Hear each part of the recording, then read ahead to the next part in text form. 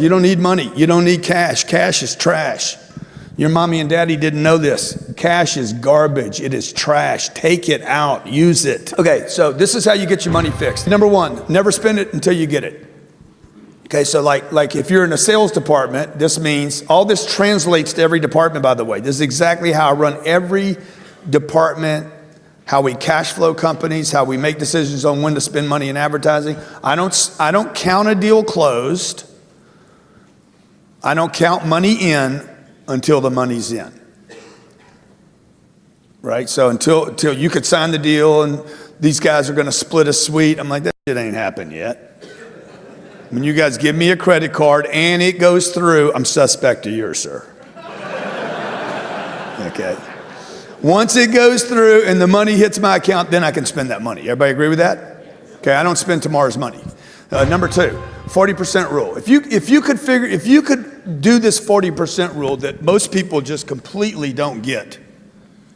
Okay. If you got 100% of your money and 40% just for 40% goes to the IRS, our friends over at the IR and the S. Who hates them?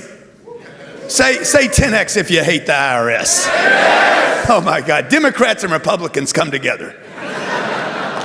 Okay, 40%, man, if you'll pay them 40%, you should at least pay you 40%. Everybody agree? You figured out, everybody in the room's figured out how to pay these people. They don't trust you. That's why they take it out of the check before you can get the check. The law says, I have to withhold from you. They don't trust you, man. You work for me. I have to withhold from you before you get your money. So they get their piece first. That is a good financial decision. I pay them, good. You got to pay Caesar. That's what Jesus said, pay him. Okay, and then what? Then you pay you, okay? And then you live on this. And this is where it becomes difficult. You live on the 20. And you do not change your standard of living until the 20 changes. So I don't rent the Lamborghini. Where's Cody at? Who came up in a Lamborghini the other day at my place? Where's T? Dude, that's stupid, man. Like, what are you doing? What are you doing, man? What are you doing? Okay, like it's no big deal. It's just $1,700. But you know what it says to me? Hey, I'm not disciplined with my money. I'm just saying. Like, you got to be disciplined with money. If you cheat on your money, it will cheat on you. You ignore your money, it will ignore you. If you don't take care of it, it won't take care of you. How many believe this? Okay, rich people, as much as you might not like them, their kids got drug problems, their marriage is falling apart, but people that accumulate a lot of money paid attention to the money. At least they did that part. Unfortunately, they didn't figure out the marriage, they didn't figure out the kids, but that's got nothing to do with money. That's because they didn't take the time to figure out the other games too. So look, this is the game right here. I did not change my level of living until this number changed. I've always paid the IRS. I've been audited 4 times. They can't get anything from me. 4 times. I think they got $1,500 from me on one of the audits. They'll always get something. I mean, you just throw them something. Here. Fetch. Okay?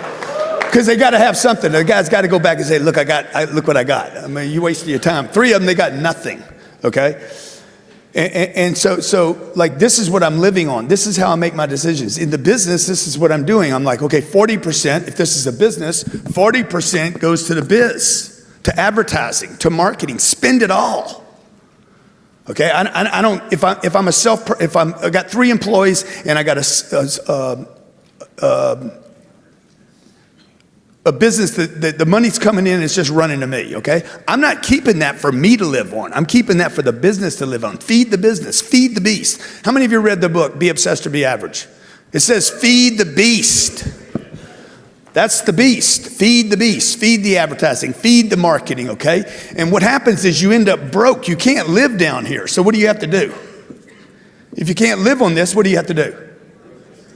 You got to either lower your standard of living, control your standard of living, or you got to increase that 100%.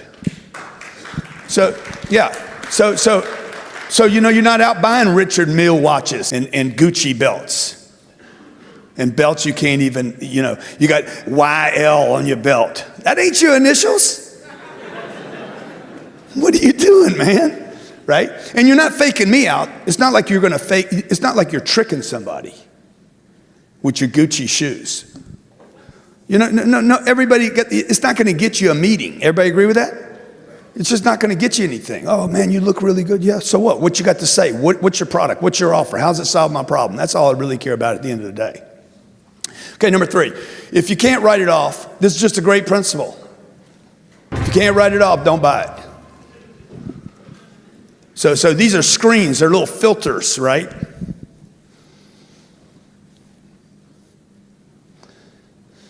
It doesn't mean that I will never violate these. It means I got to have some position to start trying to live off of this. If I can't write it off, I'm not going to buy it, right? So what do I?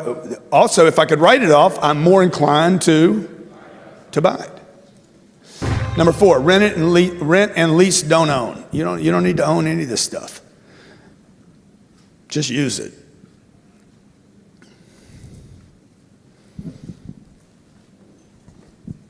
Number 5, stabilize and grow your first flow before adding a second one. Don't go work on a second flow outside of your company. Work on a second flow inside your company. How many of you have seen somebody leave? They got a second gig. I mean, this is really, people selling baseball cards now. And spending 3 hours finding something on eBay to flip. Like, what are you doing, man? You could have earned that $40 at your job that day. Like, why am I going after hours to figure a side hustle when I was in my hustle for 8 hours? Like, what? You resent where you work that much? That, I'm going to go do this other thing at night. Oh, I just made $40 and it took me 4 hours. And that's $10 an hour. The guy I worked for today paid me $28 an hour. Like, it doesn't even make sense. The math doesn't even work. But that advice is like rampant in society today. Number 6, the 47 rule. So the 47 rule is, look, if you're going to put 40 hours in at work, how many of you work 40 hours a week? Let me see if you work at least 40 hours a week. Okay? How many of you in the room work 60 hours a week? Good for you. How many work 80 hours a week? And you're like, how many of you complain about it too? Like, God damn, I did 100 hours this week. Shit, quit complaining, man. You should be bragging about it. There's going to be a day where you can't work. You're going to wake up one day and say, I wish I could go to work. Nothing works anymore. So quit complaining about it. I always say, man, you bragging or complaining? Oh, man, I work 100 hours a week. I remember when I was part-time. I remember when I couldn't think big. Every super successful person that I've studied talks about 100-hour, 140-hour work weeks, 1,000-hour work weeks, burning late. Bill Gates talking about, I would grab something to eat, I would fall asleep, and I would write code. And that's all I did. I ate and I wrote code.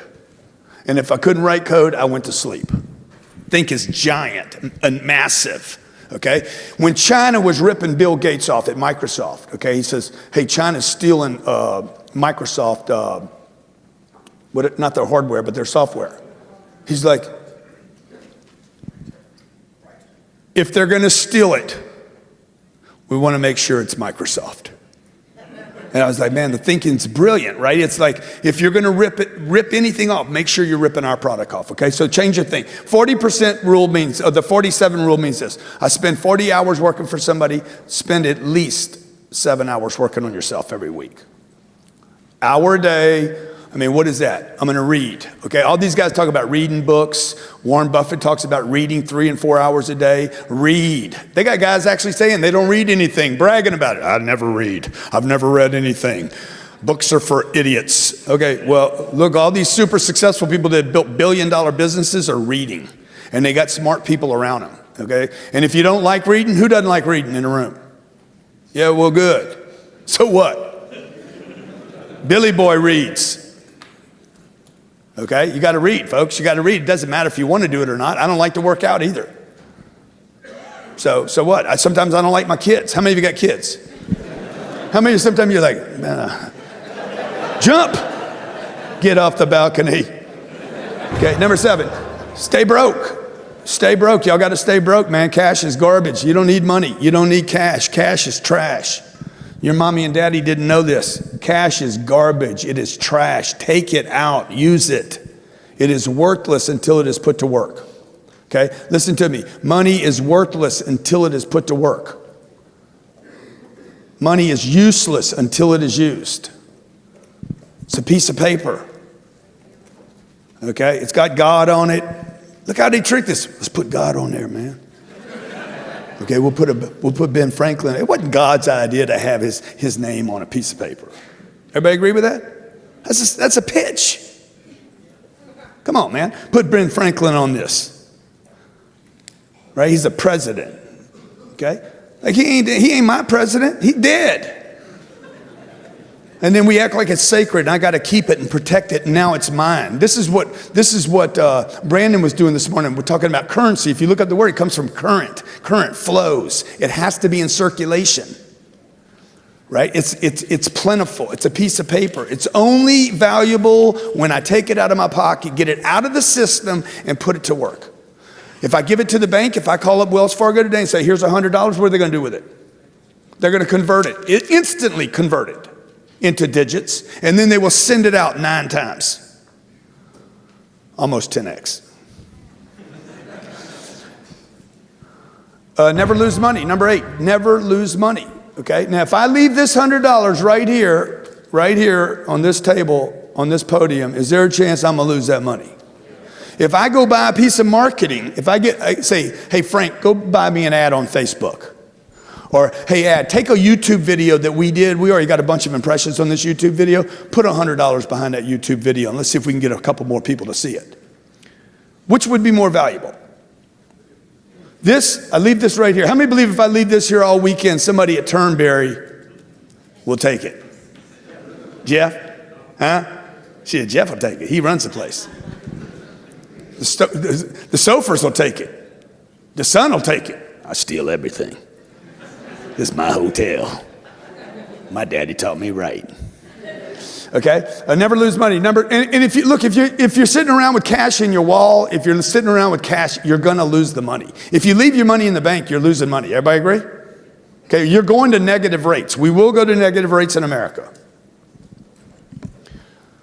We will go to negative rates. Germany's negative rates right now. Japan's been negative for, 3 or 4 or 5 years. We will go negative in this country. Right now, you're earning 0.0012 at the bank. You're earning 1/8 of 1%.